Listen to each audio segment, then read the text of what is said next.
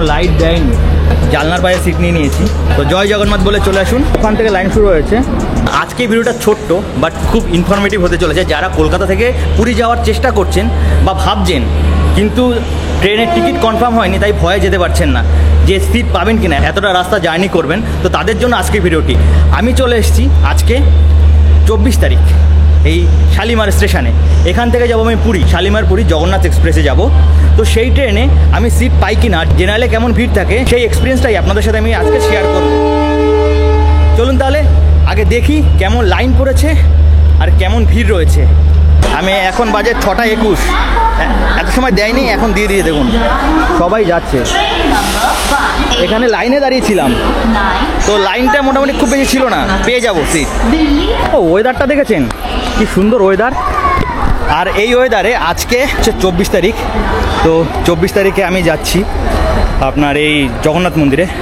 তো আপনারা অনেকেই আছেন ভাবছেন যে কেমন ভিড় হবে, কেমন মানে সিট পাবো কি না। অনেকের আছে রিজার্ভেশন নেই, তারা হয়তো ভয়ে যেতে পারছেন না, কিন্তু চলে আসুন, কালকে পরশু টাইম রয়েছে, চলে আসুন, ফাঁকাই পাবেন জেনারেলে।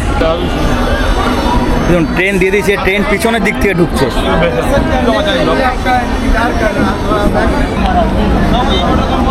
ওখান থেকে লাইন শুরু হয়েছে আর ওই জায়গাটায় শেষ, আর আমার লাইন তো এখানটায়। উঠছে কীভাবে?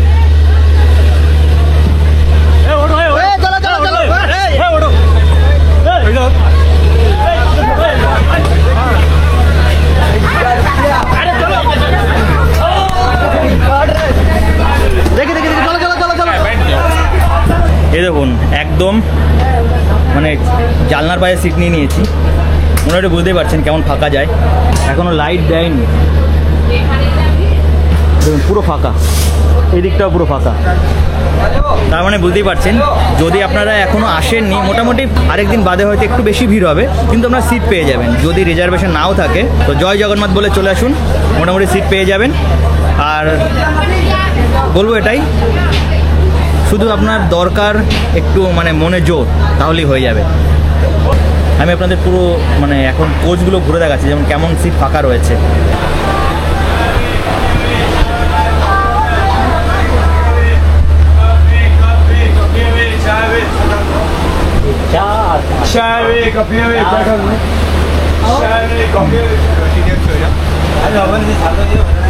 মোটামুটি ট্রেন ফাঁকা আছে, আপনারা আসলে এখানে সিট পেয়ে যাবেন।